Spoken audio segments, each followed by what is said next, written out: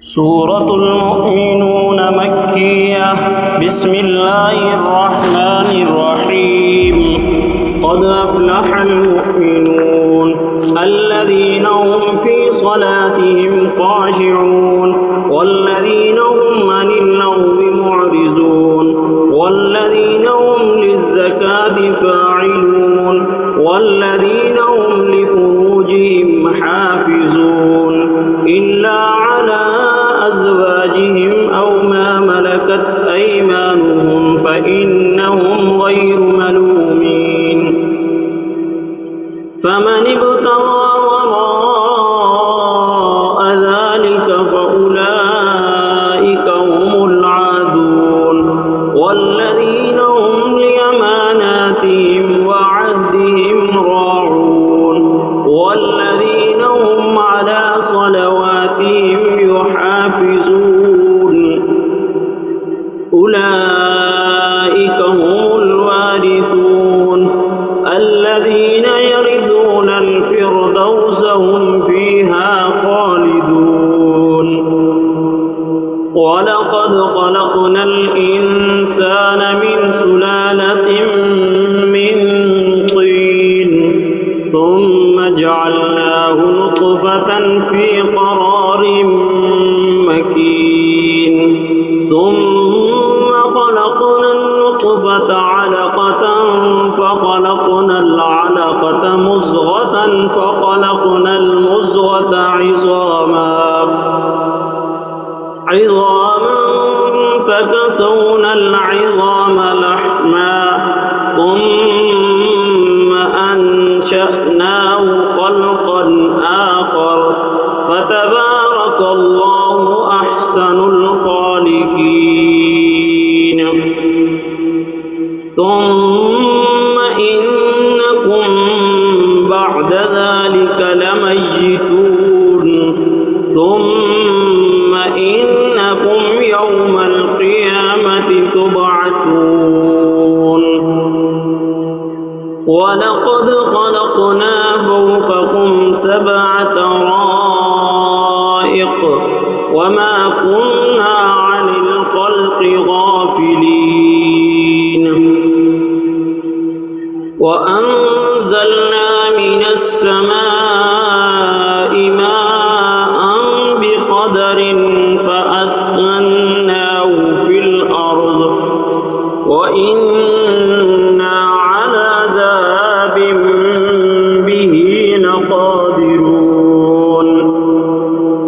فأنشأنا لكم به جنات من نخيل وأعناب لكم فيها فواكه كثيرة ومنها تأكلون. وشجرة تخرج من طور سيناء تنبت بالدهن وصبغ للآكلين. وإن لكم في الأنعام لعبرة نسقيكم مما في بطونها ولكم فيها منافع كثيرة ومنها تأكلون. وعليها وعلى الفلك تحملون. ولقد أرسلنا نوحا إلى قومه فقال يا قوم اعبدوا الله ما لكم من إله غيره أفلا تتقون. فقال الملأ الذين كفروا من قومه ما هذا إلا بشر مثلكم يريد أن يتفضل عليكم ولو شاء الله لأنزل ملائكة ما سمعنا بهذا في آبائنا الأولين إن هو إلا رجل به جنة فترى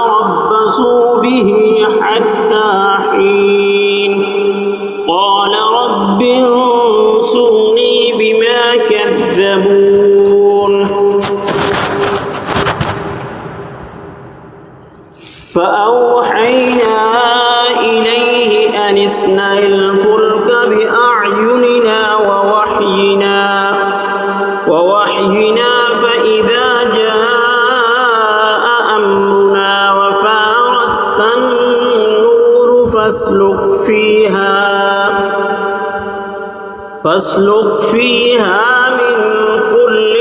زوجين اثنين وأهلك إلا من سبق عليه القول منهم ولا تخاطبني في الذين ظلموا إنهم مغرقون فإذا استويت أنت ومن معك على الفلك فقل الحمد لله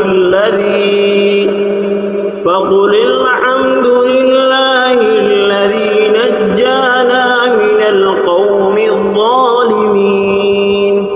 وقل رب أنزلني منزلا مباركا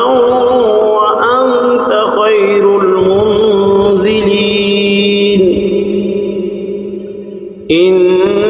في ذلك لآيات وإن كنا لمبتلين ثم أنشأنا من بعدهم قرنا آخرين فأرسلنا فيهم رسولا منهم أن اعبدوا الله ما لكم من إله غيره أفلا تتقون وقال الملأ من قومه الذين كفروا وكذبوا بلقاء الآخرة وأترفناهم في الحياة الدنيا ما هذا إلا بشر مثلكم يأكل مما تأكلون منه ويشرب مما تشربون ولئن أطعتم بشرا مثلكم إنكم إذا لخاسرون أيعدكم أنكم إذا متم وكنتم ترابا وعظاما أنكم مخرجون هيهات لما توعدون إن هي إلا حياتنا الدنيا نموت ونحيا وما نحن بمبعوثين إن هو إلا رجل افترى على الله كذبا وما نحن له بمؤمنين قال رب انصرني بما كذبون قال أما قليل ليصبحن نادمين فأخذتهم الصيحة بالحق فجعلناهم غثاء فبعدا للقوم الظالمين ثم أنشأنا من بعدهم قرونا آخرين ما تسبق من أمة أجلها وما يستأخرون ثم أرسلنا رسلنا تترى كلما جاء أمة رسولها كذبوه فأتبعنا بعضا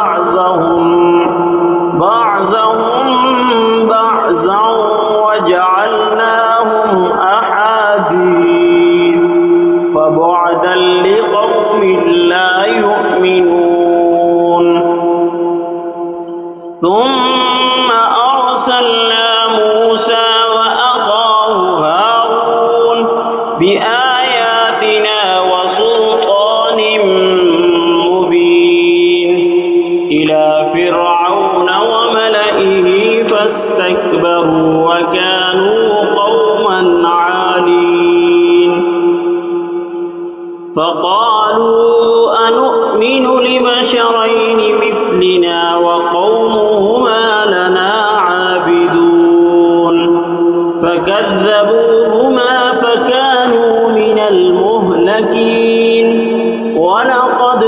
آتينا موسى الكتاب لعلهم يهتدون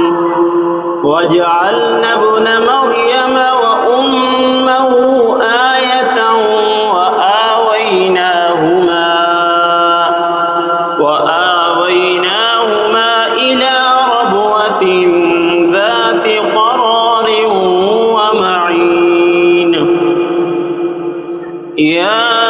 أيها الرسل كلوا من الطيبات واعملوا صالحا إني بما تعملون عليم وإن هذه أمتكم أمة واحدة وأنا ربكم فاتقون فتقطعوا أمرهم بينهم زبرا كل حزب بما لديهم فرحون فذرهم في غمرتهم حتى حين أيحسبون أن ما نمدهم به من مال وبنين نسارع لهم في الخيرات بل لا يشعرون إن الذين هم من خشية ربهم مشفقون والذين هم بآيات ربهم يؤمنون والذين هم بربهم لا يشركون والذين يؤتون ما آتوا فقلوبهم وجلة أنهم إلى ربهم راجعون أولئك يسارعون في الخيرات وهم لها سابقون ولا نكلف نفسا إلا وسعها ولدينا كتاب ينطق بالحق وهم لا يظلمون بل قلوبهم في غمرة من هذا ولهم أعمال من دون ذلك هم لها آمنون حتى إذا أخذنا مترفيهم بالعذاب إذا هم يجأرون لا تجأروا اليوم إنكم منا لا تنصرون قد كانت آياتي تتلى عليكم فكنتم على أعقابكم تنقسون مستكبرين به سامرا تهجرون أفلم يدبروا القول أم جاءهم ما لم يأت آباءهم الأولين أم لم يعرفوا رسولهم فهم له منكرون أم يقولون به جنة بل جاءهم بالحق ولكن أكثرهم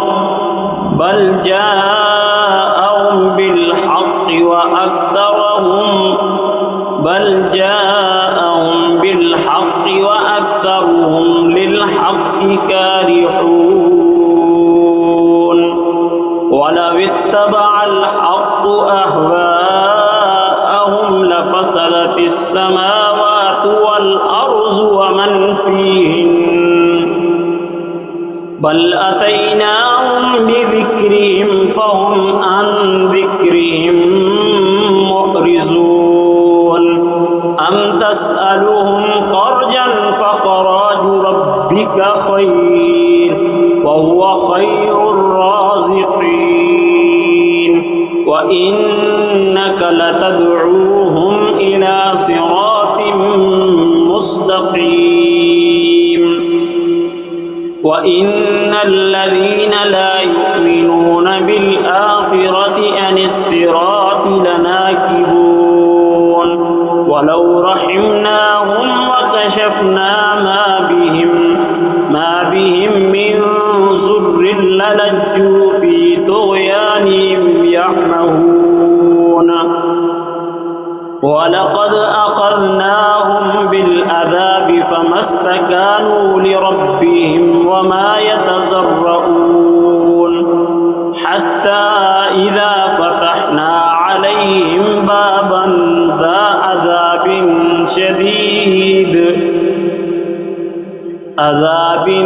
شديد إذا هم فيه مبلسون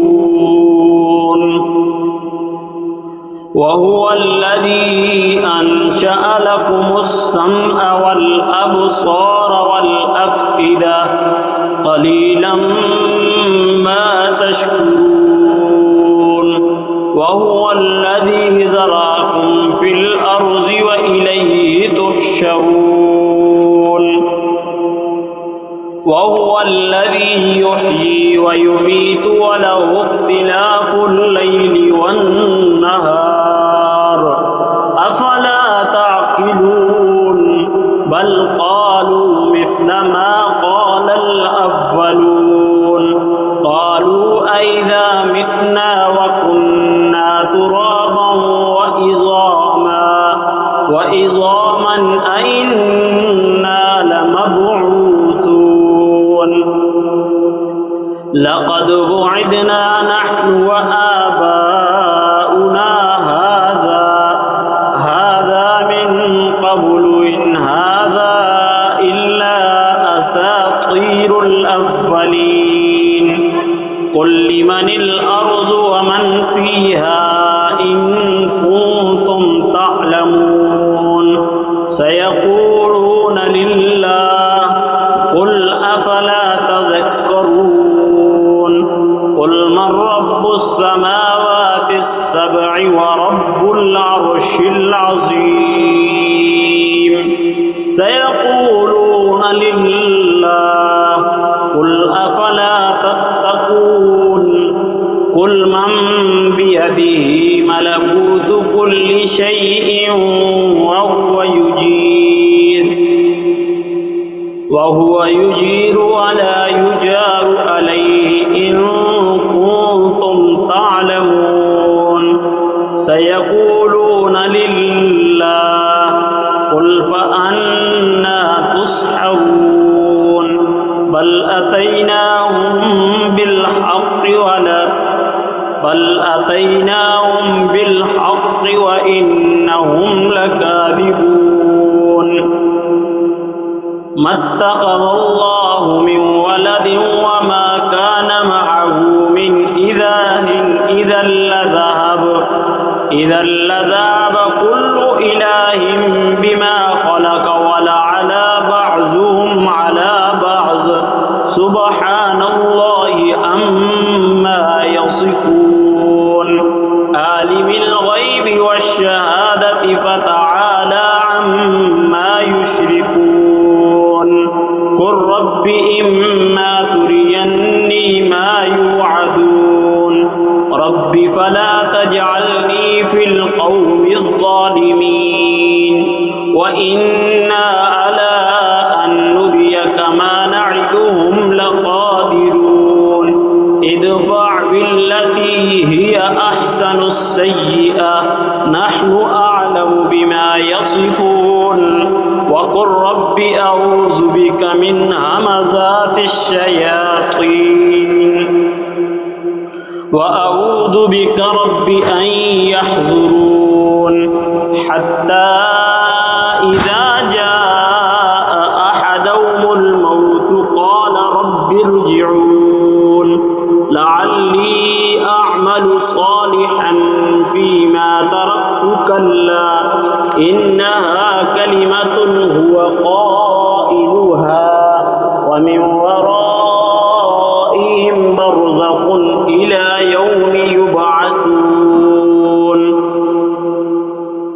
فإذا نفخ في الصور فلا أنساب بينهم يومئذ ولا يتساءلون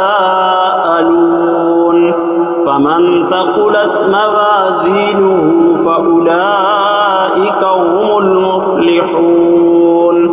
ومن خفت موازينه فأولئك الذين خسروا أنفسهم في جهنم خالدون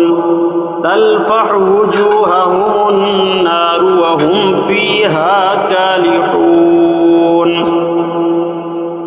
ألم تكن آياتي تتلى عليكم فكنتم بها تكذبون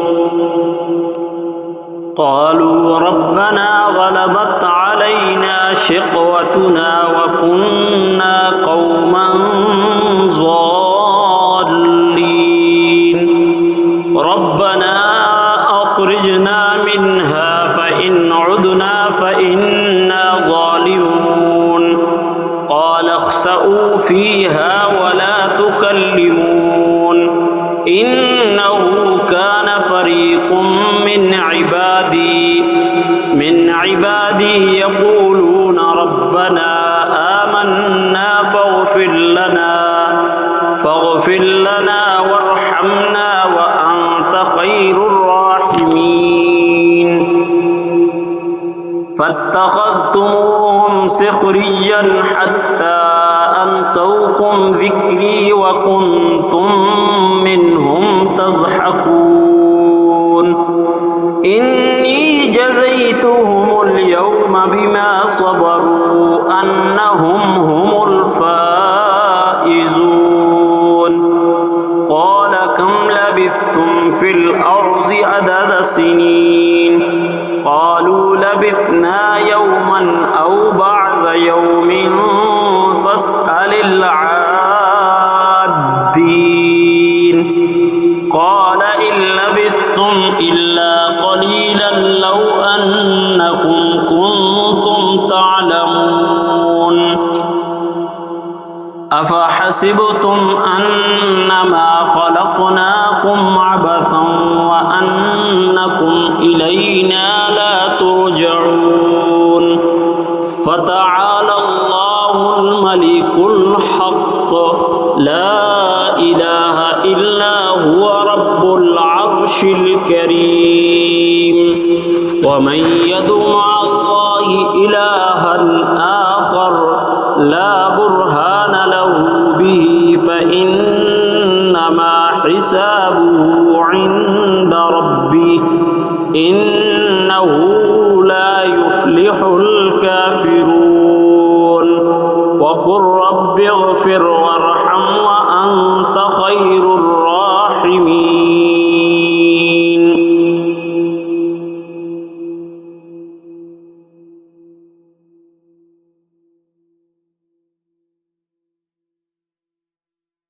سورة النور مدنية بسم الله الرحمن الرحيم سورة أنزلناها وفرضناها وأنزلنا فيها آيات بينات لعلكم تذكرون الزانية والزاني فاجلدوا كل واحد منهما 100 جلدة ولا تأخذكم بهما رأفة في دين الله إن كنتم تؤمنون بالله واليوم الآخر وليشهد عذابهما طائفة من المؤمنين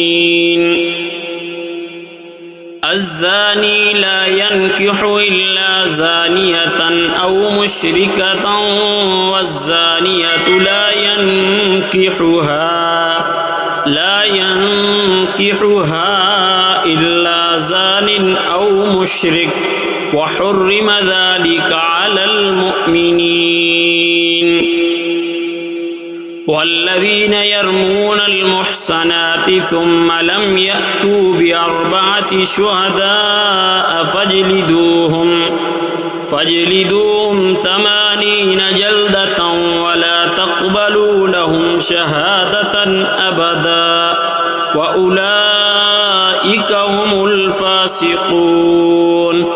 إلا الذين تابوا من بعد ذلك وأصلحوا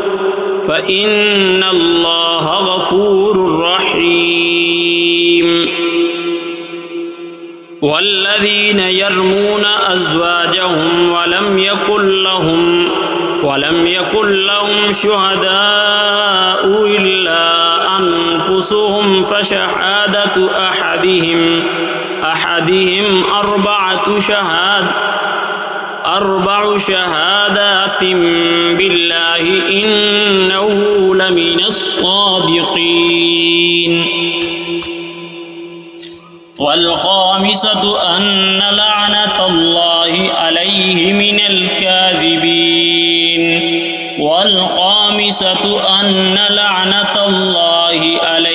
إن كان من الكاذبين ويدرأ عنها العذاب أن تشهد 4 شهادات بالله إنه لمن الكاذبين. والخامسة أن غضب الله عليها إن كان من الصادقين. ولولا فضل الله عليكم ورحمته وأن الله تواب حكيم. إن الذين جاءوا بالإفك عصبة منكم لا تحسبوه شرا لكم بل هو خير لكم لكل امرئ منهم ما اكتسب من الإثم والذي تولى كبره منهم له عذاب عظيم. لولا إذ سمعتموه ظن المؤمنون والمؤمنات بأنفسهم خيرا وقالوا هذا إفك مبين. لولا جاءوا يا أيها الذين آمنوا لا تتبعوا خطوات الشيطان ومن يتبع خطوات الشيطان فإنه يأمر بالفحشاء والمنكر. ولولا فضل الله عليكم ورحمته ما زكى منكم من أحد أبدا ولكن الله يزكي من يشاء والله سميع عليم. ولا يأتل أولو الفضل منكم والسعة أن يؤتوا أولي القربى والمساكين والمهاجرين في سبيل الله وليعفوا وليصفحوا ألا تحبون أن يغفر الله لكم والله غفور رحيم. إن الذين يرمون المحصنات الغافلات المؤمنات لعنوا في الدنيا والآخرة ولهم عذاب عظيم يوم تشهد عليهم ألسنتهم وأيديهم وأرجلهم بما كانوا يعملون. يومئذ يوفيهم الله دينهم الحق ويعلمون أن الله هو الحق المبين. الخبيثات للخبيثين والخبيثون للخبيثات والطيبات للطيبين والطيبون للطيبات أولئك مبرؤون مما يقولون لهم الرجيم يا أيها الذين آمنوا لا تدخلوا بيوتا غير بيوتكم حتى تستأنسوا وتسلموا على أهلها ذلكم خير لكم لعلكم تذكرون فإن لم تجدوا فيها أحدا فلا تدخلوها حتى يؤذن لكم وإن قيل لكم ارجعوا فارجعوا هو أزكى لكم والله بما تعملون عليم ليس عليكم جناح أن تدخلوا بيوتا غير مسكونة فيها متاع لكم والله يعلم ما تبدون وما تكتمون قل للمؤمنين يغضوا من أبصارهم ويحفظوا فروجهم ذلك أزكى لهم إن الله خبير بما يصنعون وقل للمؤمنات يغضضن من أبصارهن ويحفظن فروجهن ولا يبدين زينتهن إلا ما ظهر منها وليضربن بخمرهن على جيوبهن ولا يبدين زينتهن إلا لبؤولتهن أو آبائهن أو آباء بؤولتهن أو أبنائهن أو أبناء بؤولتهن أو إخوانهن أو بني إخوانهن أو بني أخواتهن أو نسائهن أو ما ملكت أيمانهن أو التابعين غير أولي الإربة من الرجال أو الطفل الذين لم يظهروا على عورات النساء ولا يضربن بأرجلهن ليعلم ما يخفين من زينتهن وتوبوا إلى الله جميعا أيها المؤمنون لعلكم تفلحون وأنكحوا الأيام منكم والصالحين من عبادكم وإمائكم إن يكونوا فقراء يغنيهم الله من فضله والله واسع عليم وليستعفف الذين لا يجدون نكاحا حتى يغنيهم الله من فضله والذين يبتغون الكتاب مما ملكت أيمانكم فكاتبوهم إن علمتم فيهم خيرا وآتوهم مما لله الذي آتاكم ولا تكرهوا فتياتكم على البغاء إن أردنا تحصنا لتبتغوا أرض الحياة الدنيا ومن يكرههن فإن الله من بعد إكراههن غفور رحيم ولقد أنزلنا إليكم آيات مبينات ومثلا من الذين خلوا من قبلكم وموعظة للمتقين الله نور السماوات والأرض مثل نوره كمشكاة فيها المصباح في زجاجة الزجاجة كأنها كوكب دري يوقد من شجرة مباركة زيتونة لا شرقية ولا غربية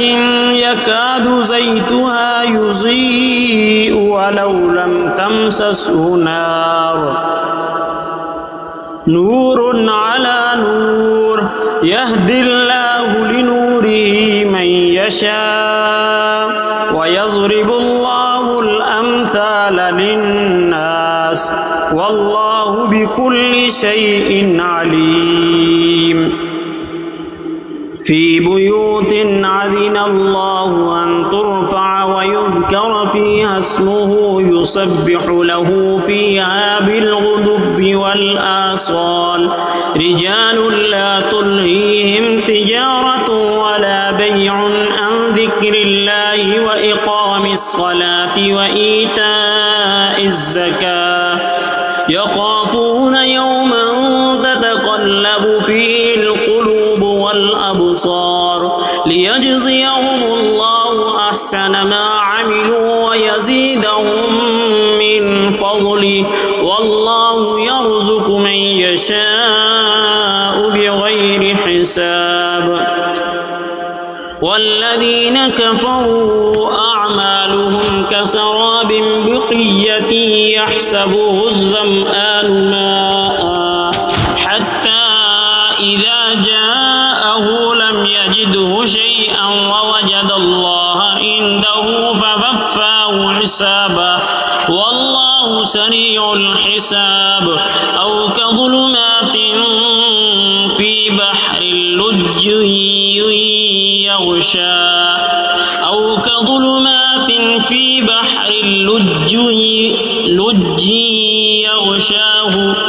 لج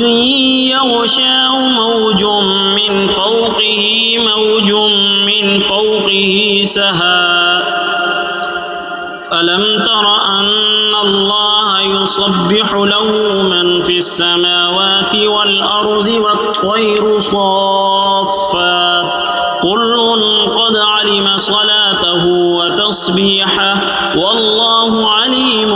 بما يفعلون ولله ملك السماوات والأرض وإلى الله المصير ألم تر أن الله يزجي سحابا ثم يعلف بينه ثم يجعله ركاما فترى الودك يخرج من خلاله وينزل من السماء من جبال فيها من برد فيصيب به من يشاء ويصرفه عن من يشاء يكاد سنا برقه يذهب بالأبصار يقلب الله الليل والنهار إن في ذلك لعبرة لأولي الأبصار والله خلق كل دابة من ماء فمنهم من يمشي على بطنه ومنهم من يمشي على رجلين ومنهم من يمشي على أربع يخلق الله ما يشاء إن الله على كل شيء قدير لقد أنزلنا آيات مبينات والله يهدي من يشاء إلى صراط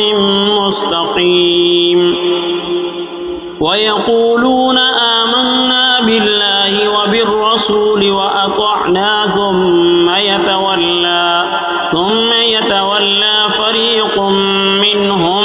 من بعد ذلك وما أولئك بالمؤمنين وإذا دعوا إلى الله ورسوله ليحكم بينهم إذا فريق منهم معرضون وإن يكن لهم الحق يأتوا إليه مذعنين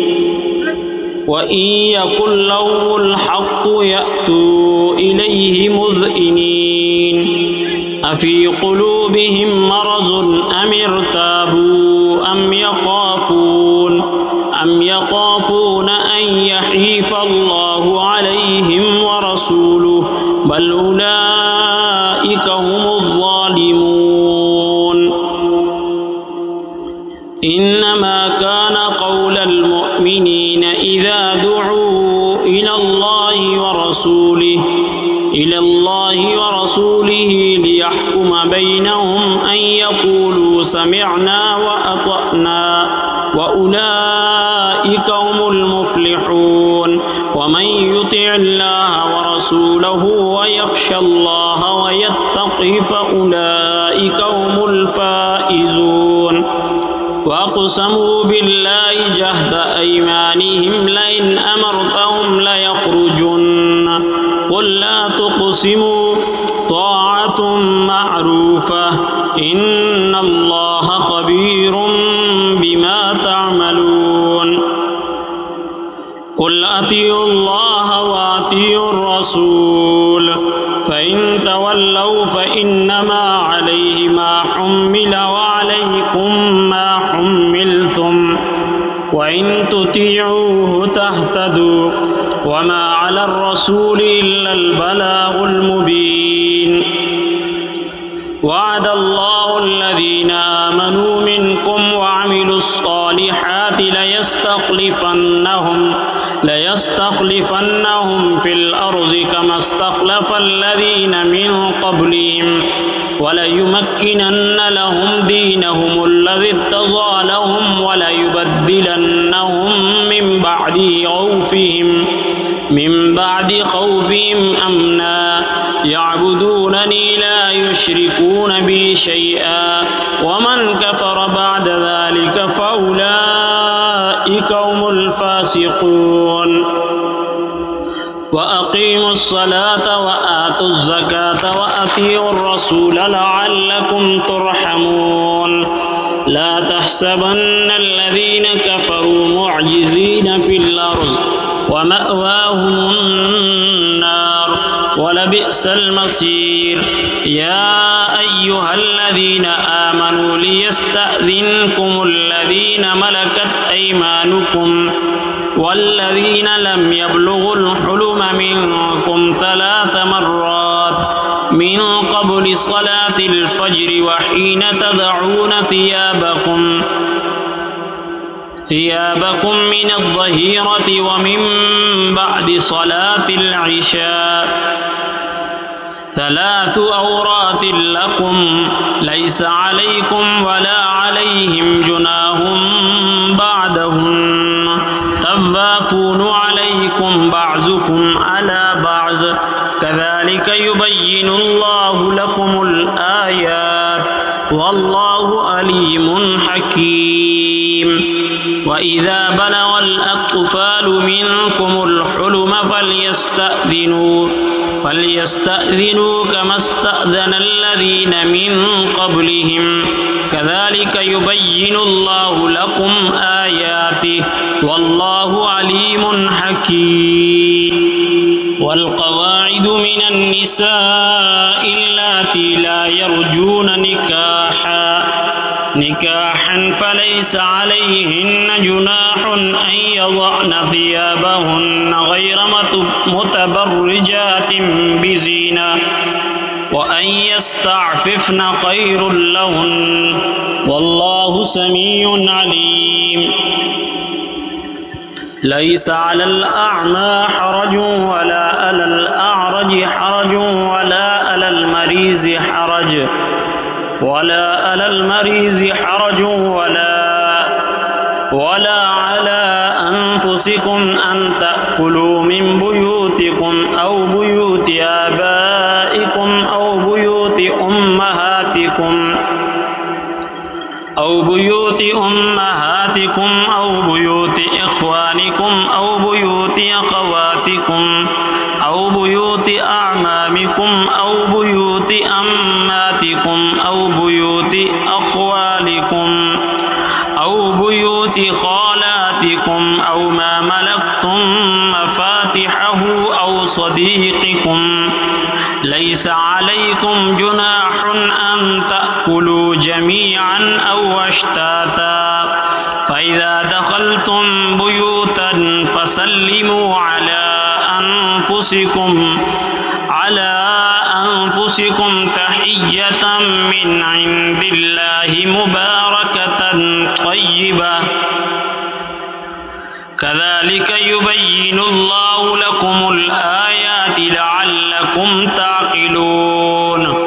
إنما المؤمنون الذين آمنوا بالله ورسوله وإذا كانوا معه على أمر جامع لم يذهبوا حتى يستأذنوه إن الذين يستأذنونك أولئك الذين يؤمنون بالله ورسوله فإذا استأذنوك لبعض شأنهم فأذن لمن شئت منهم واستغفر لهم الله إن الله غفور رحيم لا تجعلوا دعاء الرسول بينكم كدعاء بعضكم بعضا قد يعلم الله الذين يتسللون منكم لواذا فليحذر الذين يخالفون عن أمره أن تصيبهم فتنة أو يصيبهم عذاب أليم ألا إن لله ما في السماوات والأرض قد يعلم ما أنتم عليه ويوم يرجعون إليه فينبئهم بما عملوا والله بكل شيء عليم صدق الله العظيم